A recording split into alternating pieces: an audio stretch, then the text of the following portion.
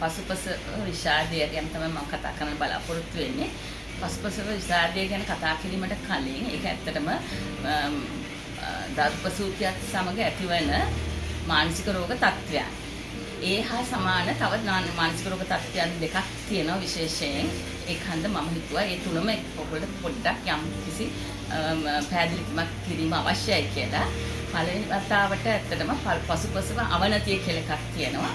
ඒක තමයි අම්මලා 100ක් ගත්තොත් 50ක් 85ක් යන අතර මතුවන තත්ත්වයක්. ඒක බහුලව දකින්න ලැබෙන දෙයක් තමයි පසුපසව අවනතිය. ඒක පසුපස විෂාදයේ කියන තත්ත්වය ඒ කියන්නේ පොසිටිව් ડિප්‍රෙෂන් එක ඒක අම්මලා 100ක් ගත්තොත් 10ක් 15ක් අතර ප්‍රමාණයකට තමයි වැළඳෙන්නේ. ඒතර පසුපස සයිකෝසියාව කියලා එකක් තියෙනවා. ඒ කියන්නේ ඇත්තටම ඔයගොල්ලෝ අහලා තියෙන්නේ වැදුගේ සන්නිය කියන එක තමයි ගොඩක් වෙලාවට ඒකින් අදහස් කරන්නේ. ඒක අම්මලා 1000ක් ගත්තොත් දෙන්නෙකුට. ඒ කියන්නේ අම්මලා 100කින් 0.2ක් ප්‍රමාණයක්.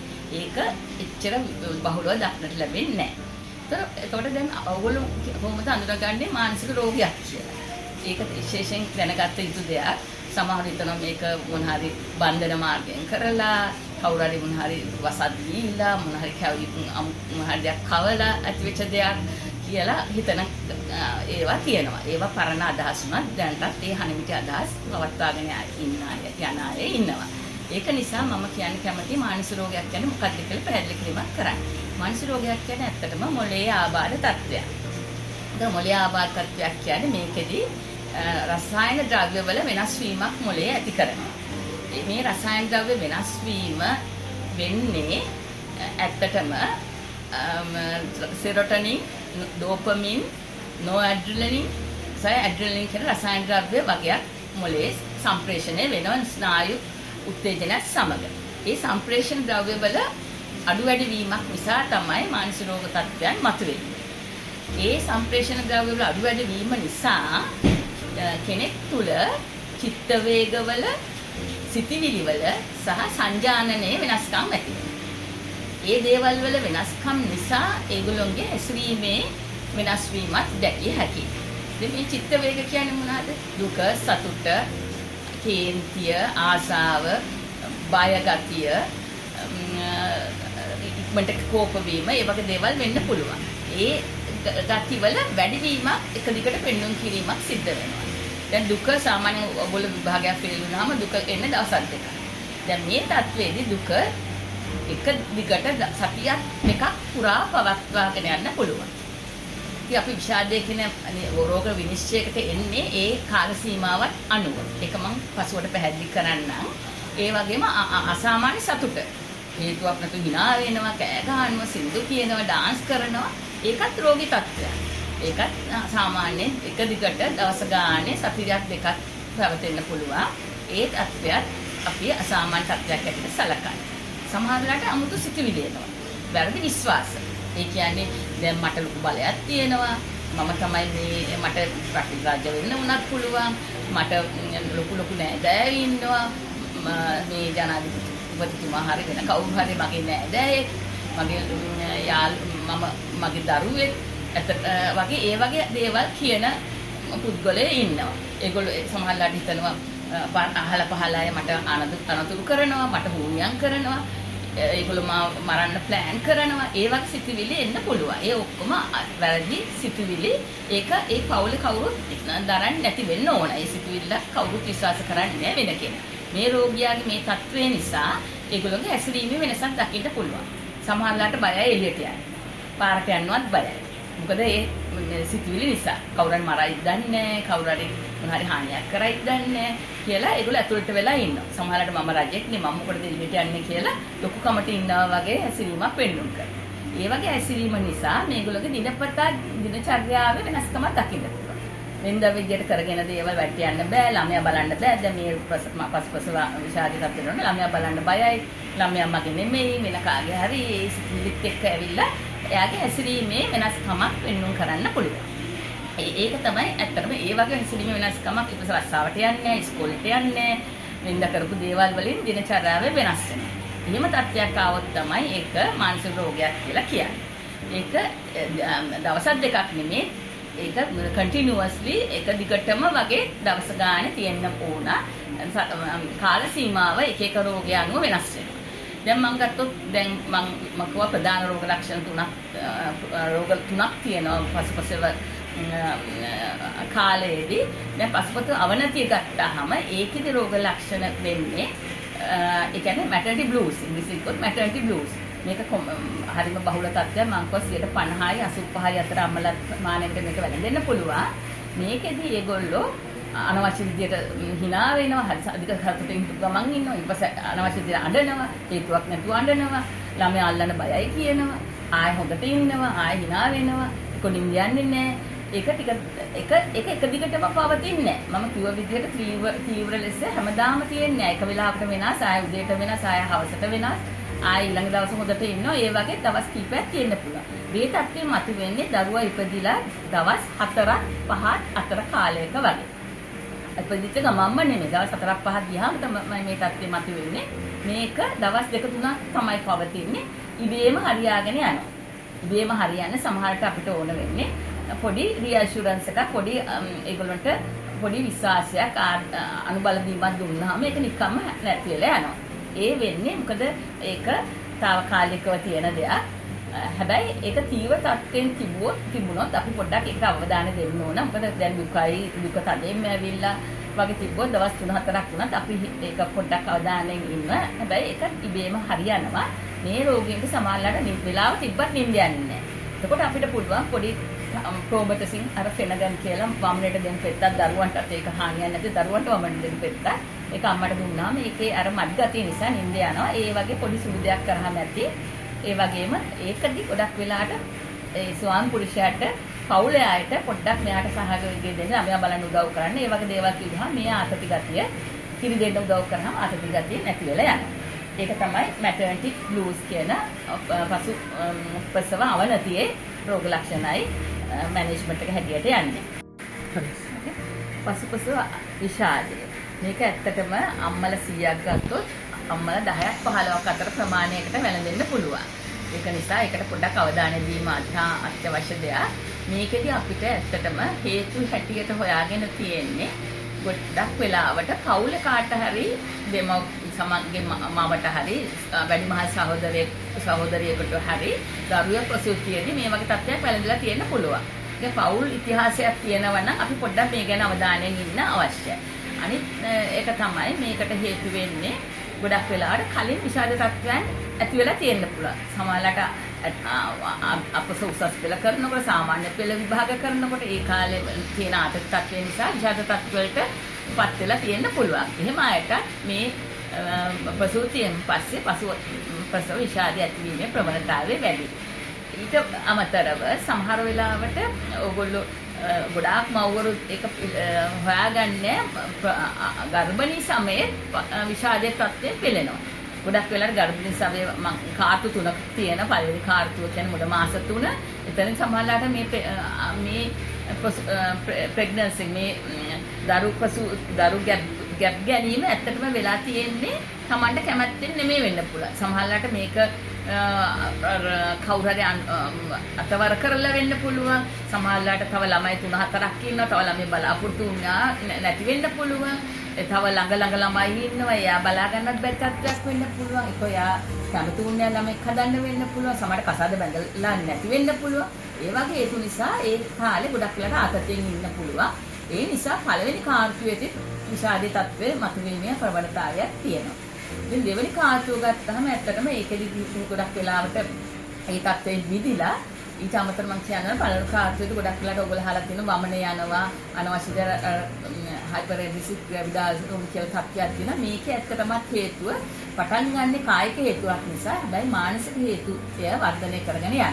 සමහරවිට ගෙදර සපෝට් එක නැති වුණාම ගෙදර මහත්ය උදව් කරන්න නැති වෙන්න පුළුවන්. ඒක කවුරුත් බලාගන්න තනි අම්මා කෙනෙක් වෙන්න පුළුවන්. කවුරුත් ගෙදර නැහැ දැන් තනියෙන් දරු ගැබ ගෙන යනවා වෙන්න පුළුවන්. ඒගොල්ලන්ට මේ තත්ත්ව වැඩියෙන් මතුවෙන්න පුළුවන්.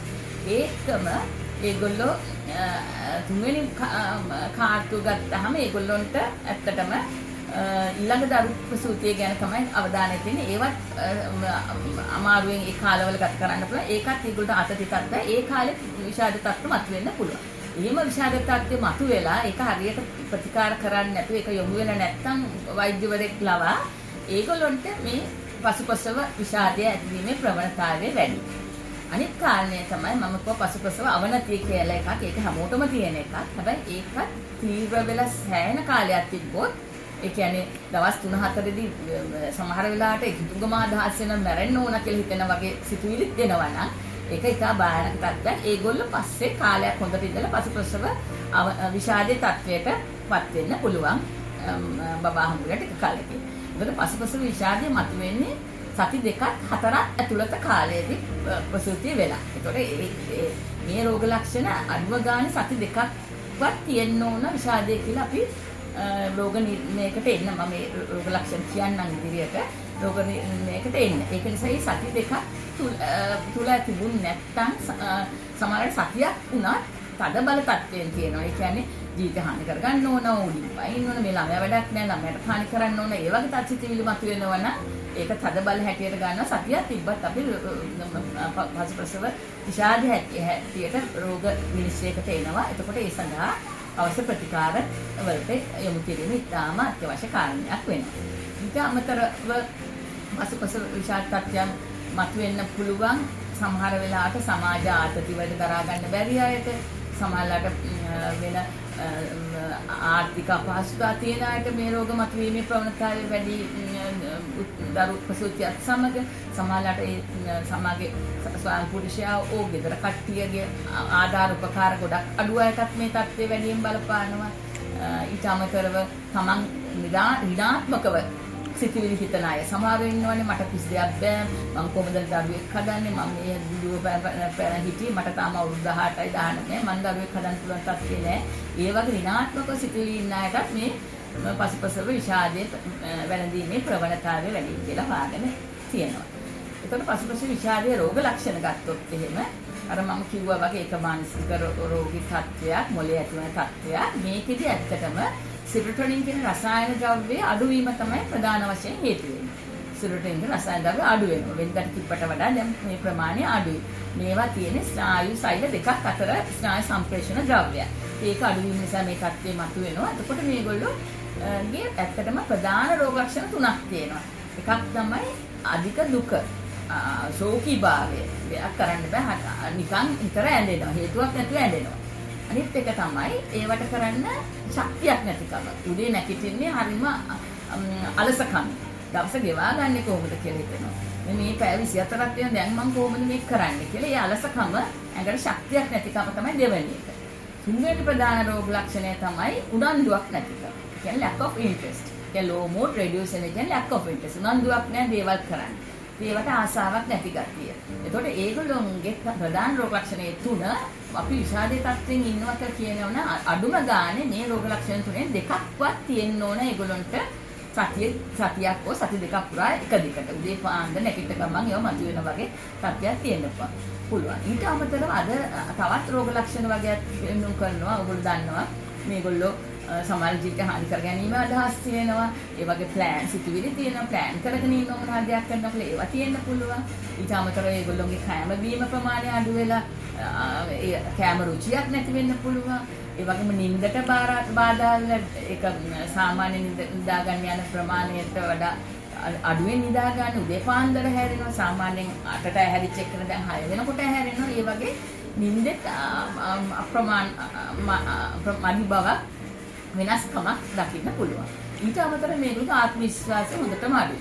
ආත්ම විශ්වාසය අඩුයි, දෙයක් කරන්න බෑ. මම කොහොමද මේ ළමයි බලාගන්නේ? මට මේ නිකන්වත් ඉන්න බැරුව ඉන්නවා. මට කන්න බොන්නත් හදාගන්න මට තනියෙනුත් බෑ. මම කොහොමද ළමයි බලාගන්නේ? ඒ වගේ ආත්ම විශ්වාසය අඩුකමකුත් මේගොල්ලෝගේ දකින්න පුළුවන්. ඊට අමතරව මේගොල්ලෝ පස්තැවිලි වෙනවා. ඒ කියන්නේ guilt feelings. අනේ මම උකට මේ දරුවෙක් හැදුවෙච්ච ළමයි දෙන්නෙක් ඉන්නවනේ දැන් බලාගෙන සල්ලිත් නෑ. මම මේ දරුවෙක් තව හැදුවේ එක ගැන සමහරවිට guilt feeling එකක් ඒ ගැන regret කරනවා, පස්තැවෙනවා වගේ වෙන්න පුළුවන්. ඊම තත්ත්වය මේක විෂාදයේ රෝග ලක්ෂණයක් හැටියට පෙන්වු කරනවා. ඒකට තමයි මම වැඩක් නෑනේ දැන් මේ තත්ත්වය නිසා කියලා. ඒ වගේ ඒවා එනවා. තමා ගැන ඍණාත්මක සිතුවිලි එනවා අනාගතේ ගැන. දැන් මට රස්සාව කරන්නත් බැරි, ළමයි ටික බලාගෙන ඉඳලා ඉන්න ඕන. ආර්ථිකත් ඉනුත් පාඩුයි, මහත්යත් දැන් මාව දාලා යන්න පුළුවන් මේ තත්ත්වය නිසා කියලා ලොකු ඍණාත්මක සිතුවිලි වලින් මේගොල්ලෝ ඇති වෙන්න පුළුවන්. ඒවත් අපි රෝග ලක්ෂණ හැටියට විෂාදයේ ගන්නවා. ඊට අමතරව තව ප්‍රධාන එකක් තමයි lack of attention and concentration. කියන අවධානය අඩුකම. දරුවා බලන්නත් දරුවා ඇඬුවත් අවධානයක් නැහැ. වෙන දෙයකට කල්පනාවෙන් ඉන්නේ. මහත්තයා කියන දේ ඇහෙන්නෙත් නැහැ. ඒතර නිසා ඒක සමාජික ගැටලු පවුලේ ගැටලු ඇති වෙනවා. අවධානය අඩුකමකුත් මේකේ තියෙන්න පුළුවන්. ඒ අනිත් රෝග ලක්ෂණ වලින් සාමාන්‍යයෙන් දෙකක්වත් තියෙනවා නම් අර ප්‍රධාන රෝග ලක්ෂණ දෙකක් එක්ක අපි අඩු mild depression කියලා diagnose කරනවා. ඒ කියන්නේ පසු විෂාද තත්ත්වයේ පසු විෂාද තත්ත්වයේ එන විෂාදයක් අනිත් තත්ත්වවල විෂාදයේ වගේමයි වෙනස්කම තියෙන මේ එන කාල සීමාව. මේක වෙන ප්‍රස්තාවයේ පස්සේ. ඉතින් ඒක නිසා ඒ විදිහටම තමයි අපි ඒකේ වර්ගීකරණයක් කරන්නේ. එතකොට ඒකට අවධානය දීම අවශ්‍යයි. දැන් මොඩරේට් ડિප්‍රෙෂන් කිව්වහම ප්‍රධාන රෝග ලක්ෂණ දෙකයි අතරමැද තුනකුත් තියෙනවා. මම කිව්වා අනිත් රෝග ලක්ෂණ තුනකුත් තියෙන්න පුළුවන්. ඊළඟ විෂාදයේ කදිම තීව්‍ර විෂාදයේ සිවියර් ડિප්‍රෙෂන් කියලා කියනකොට මේගොල්ලන්ගේ ওই ප්‍රධාන රෝග ලක්ෂණ තුනම low mood, reduced energy, lack of interest ඔය තුනම තියෙනවා. ඒ තුනට අමතරව අනිත් ඒවා බොහොමයක් තියෙනවා. මේගොල්ලෝ කතා කරලා විසඳුවේ නැත්නම් මේගොල්ලෝ දන්නේම නැතුව ජීවිත හානික ගන්න ඒ වගේ සිතුවිලි යොමු වෙන්න පුළුවන්. දරුවට හානි කරන්නත් පුළුවන්. ඒ වගේ දේවල් ඒකඳ අවධානයෙන් බැලීම අවශ්‍යයි. ඒකට පසුපස විෂාදය හඳුනා ගන්න පුළුවන්ද කියන එක. ඒක ඉතාම වැදගත් දෙයක්. දැන් ඇත්තටම පවුලේ කාට හරි මේ තත්වය දරු ප්‍රසූතියක් සමග මතුවලා තියෙනවා නම් ඒගොල්ලෝ ඒක ගැන කීම අත්‍යවශ්‍ය දෙයක්. සමහර වෙලාවට මේවා හංගගෙන ඉන්නවා වෛද්‍යවරයා ළඟට යන්නකොට මේ දරුවා ප්‍රසූතියකට ගිය දරු ප්‍රසූතියකට දරු ගැබකට ඉන්නාට ඒගොල්ලෝ ඒවා එළියට දාන්නේ නැහැ. ඒකත් ඇත්තටම හරි අවදානම් තත්ත්වයක්. ඒක තියෙනවා නම් අපි දන්නවා මෙයාටත් මේ ප්‍රවණතාව මේක හැදීමේ ප්‍රවණතාවයක් තියෙනවා. ඒකට අවශ්‍ය ප්‍රතිකාර අපිට කලින්ම කරන්නත් පුළුවන්. අපිට ඒ ගැන අවධානයෙන් ඉන්නත් පුළුවන්. අනිත් එක තමයි ඒ විෂාද තත්ත්වයන් කලින් මතුවලා තියෙනවා. කියන්නේ ගර්භණී භාවයට පෙර පාසල යන අවදීදී හරි ඒක සමාජ හිතිය ස්පවුස් කෙනෙක් සමාජ යාළුවෙක් කෙනෙක් පුද්ගලෙක් තරහ වෙලා හරි මොනවා හරි ප්‍රශ්නයක් මතුවලා තියෙනවා නම් ඒගොල්ලොත් මේ தත්ත්වය මේ ප්‍රසව විෂාදයට යන්න පුළුවන්. ඒක නිසා ඒගොල්ලෝ ගැනත් අවධානයෙන් ඉඳලා එහෙම ඒක හොයාගෙන ඒක ගැන අවශ්‍ය කටයුතු කරන්න පුළුවන්. ඒ කාලේ සමාජ විෂාද තත්ත්වයක් තිබිලා බෙහෙත් දීලා නැති වෙන්න පුළුවන්. ඒතකොට මේ අවස්ථාවේදී අපිට සමහර වෙලාවට බෙහෙත් දෙන්න පුළුවන්. ඒ ලක්ෂණ තවදුරටත් තියෙනවා වගේ පේනවා. අනිත් එක තමයි ගර්භණී අවස්ථාවේ විෂාදයේ තත්ත්වෙ මතුවනා නම් පොඩ්ඩක් හරි පළවෙනි කාර්තුවේදී හරි ඒගොල්ලන්ට අපිට සමහරට බෙහෙත් දීලා නොවෙන්න පුළුවන්. ඒගොල්ලන්ට සමහරට ගර්භපතිය සමග පොඩි බෙහෙතක් වගේ යන්න වෙනවා. මේ තත්ත්වය වළක්වා ගන්න කරන. මොකද වළක්වා ගැනීම හොඳයි හැදෙන්නකම් බලාගෙන ඉන්නවට වඩා. මොකද වළක්වා ගැනීමේදී අපි භාවිතා කරන බෙහෙත් මාත්‍රාව අඩුයි. හැදුනට පස්සේ බෙහෙත් මාත්‍රා ලොකු ප්‍රමාණයක් භාවිතා කරන්න ඕන ඒක පාලනය කරන්න. ඒක නිසා ඒ වගේ අවස්ථාවදී උනත් බෙහෙත් කලින්ම භාවිතා කිරීම අවශ්‍යයි. අනිත් එක තමයි සමහර වෙලාවට දැන් මේගොල්ලෝගේ වෙනසක් දැක්කහම නින්දට බාධා වෙනවා. එක්කෝ සමහරලාට අනවශ්‍ය විදිහට කේන්ති යනවා. කෑම කන්නේ නැහැ. ඒ වගේ දේවල් දැක්කහම පවුල කෙනෙක් ඇත්තටම අවශ්‍යයි. ඒ සඳහා යොමුසුලුව කාට හරි වෛද්‍යවරයෙක් සඳහා මේ කාන්තාව යොමු කරන්න. මොකද බබෙක් හම්බ වෙන්න ඉන්නවා කියන එක ගර්භණී අවස්ථාව කියන එක හැමෝටම සතුටුදායක නෑ. ඒක සමහරවිට එක එක විදිහට දැනෙන්න පුළුවන්. රසායන ද්‍රව්‍ය වෙනස් වෙන්නේ හිතලක් කරන දෙයක් නෙමෙයි. ඉබේ වෙනස් වීමක් වෙන්නේ. ඉතින් ඒගොල්ලෝ එහෙම වෙනසක් දැක්කහම පවුලේ අයගේ යුතුයකමක් තමයි ඒගොල්ලෝ ඉක්මනට වෛද්‍යවරයෙක් සඳහා යොමු කිරීම. එතකොට අතට මේ තත්ත්වය මතුවෙන්න කලින් අපිට අවශ්‍ය ප්‍රතිකාර කරලා අවශ්‍ය උපදෙස් දීලා මේ තත්ත්වය වළක්වා ගන්න පුළුවන්. ඇත්තට මේ අවස්ථාවේදී හැමතිස්සෙම මම කිය යුතුයි වෛද්‍යවරයා හැටියට මානසික වෛද්‍ය විශේෂඥවරයෙක් තමයි සුසු කියලා මම හිතන්නේ. උපදේශන වලට යාම ඉතාම සුසු නෑ කියන එක තමයි තේරෙන්නේ. මොකද නිකන් කතා කරලා සමහරවිට මේ තත්ත්ව පාලනය කිරීම අමාරුයි. මොකද මෙතන ජීවිත දෙකක් තියෙනවා.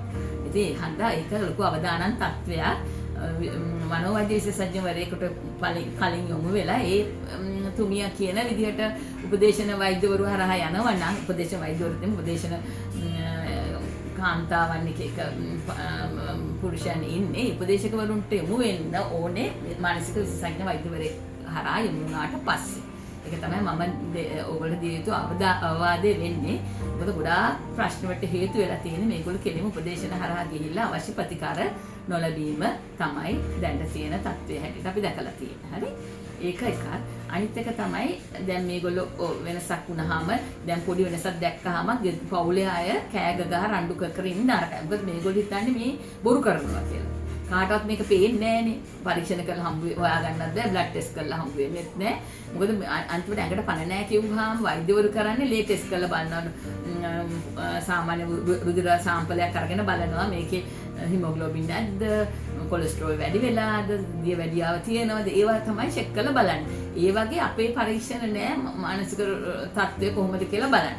ඉතින් ගොඩක් වෙලාවට මේ කට්ටිය ඇඟට පණ නැහැ කිව්වහම උදේ නැගිටින්න බෑ, ශක්තිය නැහැ කිව්වහම මානසික වෛද්‍යවරයෙක් සඳහා යොමු වීම ඉතාම අල්ප වශයෙන් තමයි සිද්ධ වෙන්නේ. ඉතින් ඒකඳ ගර්භණී අවස්ථාව වුණත් ඒක සතුටුදායක දෙයක් වුණත් ඒ අවස්ථාවේදී කෙනෙකුට මේ තත්ත්ව මතු වුණාම ඒ සඳහා අවශ්‍ය ප්‍රතිකාරම සඳහා ළඟම තියෙන මානසික වෛද්‍ය විශේෂඥ සායනයට යාම තමයි මගේ තියෙන ලොකුම අවවාදය හැටියට මම දකින්නේ මේ තත්ත්වය වළක්වා ගන්න පුළුවන් වෙන්නේ ඒ හේතු මත. එහෙම ආවහම එහෙම තත්ත්වයක් මතුවෙච්ච ගමන් ඒ සඳහා යොමු වෙලා ඒ සඳහා අපිට තියෙනවා ප්‍රතිකාර කරන මධ්‍යස්ථාන. දරුවයි අම්මයි දෙන්නම ඉන්න පුළුවන් මධ්‍යස්ථානක් තියෙනවා.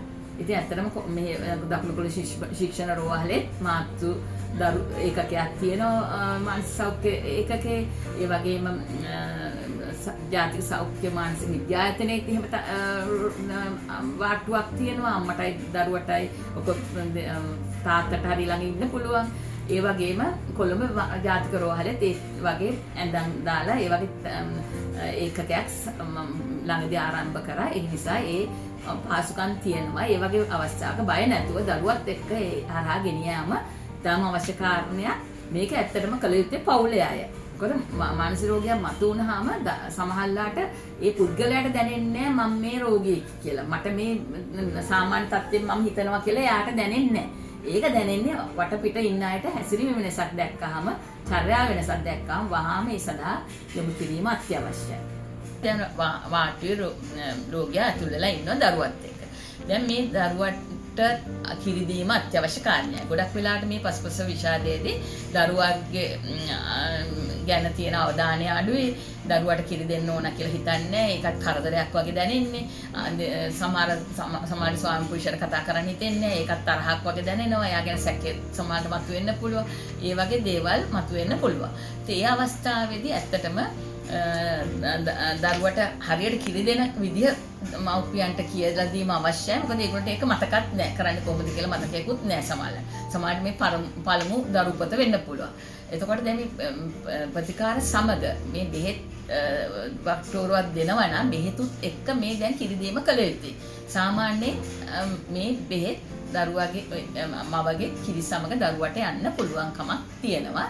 හැබැයි දරුවට හානිදායක බෙහෙතක් නෙමෙයි අපි පාවිච්චි කරන්නේ ගර්භණී අවස්ථාවේදී හරි දරු ප්‍රසූතියෙන් පස්සේ. ඉතින් ඒක නිසා බය වෙන දෙයක් නෑ. ඒක ගැන කිසිම පැකිලීමක් තියාගන්න ඕනේ. ඒ දෙන බෙහෙත් මාත්‍රාව ගන්න. හැබැයි මේ මාත්‍රාව ගන්නකොට දරුවට කිරි දීලා ගත්තා නම් හොඳයි. මොකද දරුවගේ මවගේ කිරිත් එක්ක ඒ බෙහෙත දරුවට පොඩි ප්‍රමාණයකින් හරි යන්න පුළුවන්. ඒක අනවශ්‍ය දෙයක් නේ. දරුවට අවශ්‍ය නැහැ මේ බෙහෙතක් කොහෙත්ම. ඒක හන්ද දරුවට පොඩ්ඩක් යන්නේක වළක්ව ගන්න කර යුතු හොඳම දේ තමයි අම්මා කිරි දීලා වෙලා බෙහෙත බොන්න ඕන. පැය දෙක තුනක් දරුවට ආයෙ කිරි දෙන එක වළක්වන්න පුළුවන් නම් හොඳයි. ඒක කර හැකි. ඒ එච්චර දෙයක් නෙමෙයි. එයා කරන්න ඇත්තටම දරුවට කිරි දෙනකොට අනිත් සමාජයට අනිත් පියවරු වලින් තව කිරි ගන්න පුළුවන්. ඒ කිරි බෝතලයක එකව කරන්න. සාමාන්‍යයෙන් කාමර උෂ්ණත්වයේ පැය 6ක් විතර කිරි තියාගන්න පුළුවන්. ඉතින් මවගේ කිරි පැය 6ක් විතර කාමර උෂ්ණත්වයේ තියන්න පුළුවන්. දරුවට කිරි දීපු ගමන් අම්මා බෙහෙත් ටික අරගෙන අම්මත් නිින්ද අවශ්‍යයි. අම්මට දැන් පැය 6ක්වත් අඩු ගානේ ඉඳා ගන්න පුළුවන් නම් මේ තත්ත්වයෙන් වැළකීලා ඉන්න පුළුවන්. මොකද බෙහෙත් විතරක් මදි. නිින්දත් අවශ්‍යයි. ඒ නිින්දට පැය 6ක් නිදා ගන්න පුළුවන් වෙන්න ඕන. එතකොට බබාට කිරි දීපු ගමන් අම්මා බෙහෙත් අරගෙන අම්මා නිදා ගන්න. අර දෝපු කිරි ටික කවුරු හරි ගෙදර කෙනෙක් මේ අම්මට උදව් කරලා මේ දරුවට දෙන්න පුළුවන් වෙන්න ඕන. හැන්දකින් හරි පුවන්න ඕන.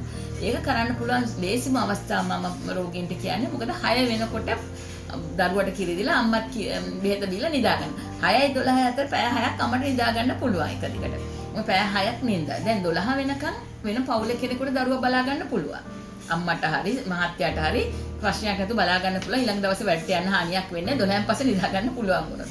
ඒකන්ද 12න් පස්සේ බබාව අම්මට දෙන්න. අම්මා ඊට පස්සේ රෑ තිස්සේ දරුවා හදිසිය හැරුණොත් බලන්න පුළුවන්. හැබැයි ඉතින් දරුවා රෑට සාමාන්‍යයෙන් එහෙම නිතර හැරෙන්නේ නැහැ. හරි ඒ අවස්ථාවේ දරුවාට කිරි දෙන එක අම්මට කරන්න පුළුවන්. පැය 6ක් අම්මට නිින්දක් ලැබෙනවා. වෙන කෙනෙකුට ඒ දවක කිරි දෙන්නත් පුළුවන්. ඒක අත්‍යවශ්‍ය කාරණයක්. ඒකට පවුලේ සහයෝගය ඉතාම අවශ්‍යයි.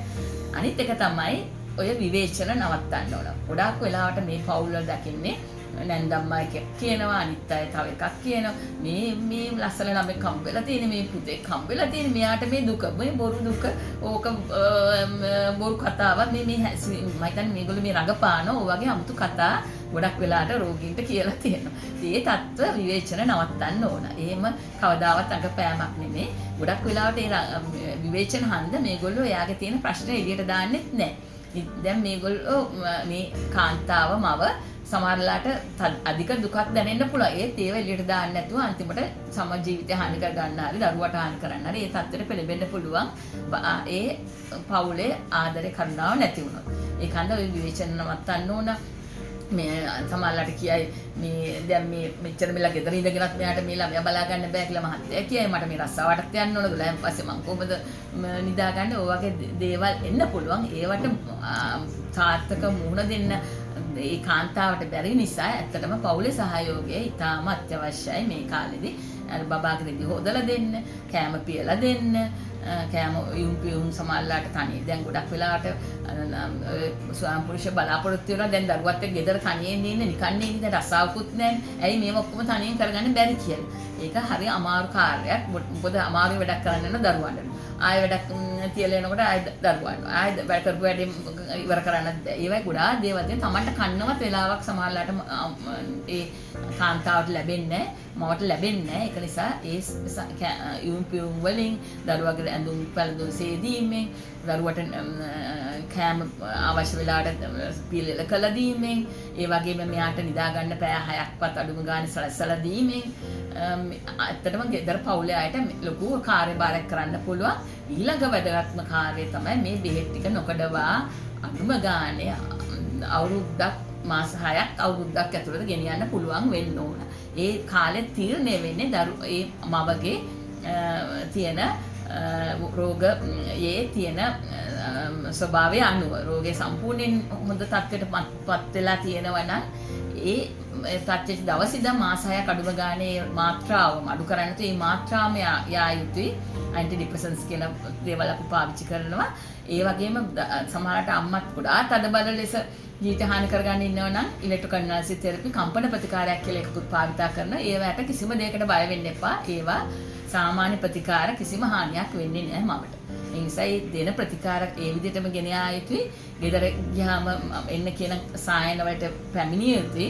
ඒක කළ යුත්තේ ස්වාම පුරුෂයාව ගෙදර කට්ටිය ගොඩක් වෙලාවට ගෙදර අය මාසයක් දෙකක් ගියාම දැන් ඔයා හොඳයි. දැන් මොකද ඔය අනවශ්‍ය බෙහෙත් වෙන්නේ බොන්නේ දරුවටත් හොඳ නැහැ මේ බෙහෙත් කියලා.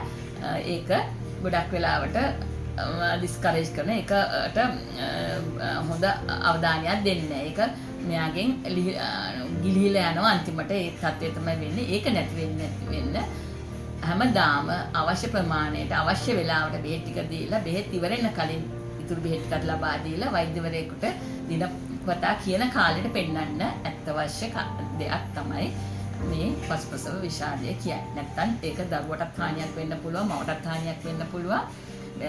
ඔය එක්සත් රාජධානයේ ඒ කාලවල හොයාගෙන දැන් 4ක් විතර දරුවන්ගේ මරණ වෙලා තියෙන මේ ඉන්ෆන්ටිසයිඩ්ස් වෙලා තියෙන මේ විෂාදයේ තත්ත්වයෙන් පිළිච්ච අවස්ථාව. ඒක නිසා 100ක් අම්මලකට 4 දෙනෙක්ගේ වගේ දැකලා තියෙන ඒක ලොකු භයානක තත්ත්වයක්. ඉතින් මේ තත්ත්වය නැති කරගන්න නම් පවුලේ හැමෝගෙම සහාය අවශ්‍යයි. මවගේ විතරක් නෙමෙයි. මව දරුවත් බලන ගමන් ඒක දිගටම බෙහෙත් ටික කරගෙන යයි. මොකද බෙහෙත් වැටෙනකොට අම්මා තේරුම් ගන්න මේක හොඳයි කියලා අම්මා ඒක නවත්තන්නේ නැහැ. දිගටම කරගෙන යනවා. ගොඩක් වෙලාවට බලපෑම එන්නේ ගෙදර අනිත් අයගේ.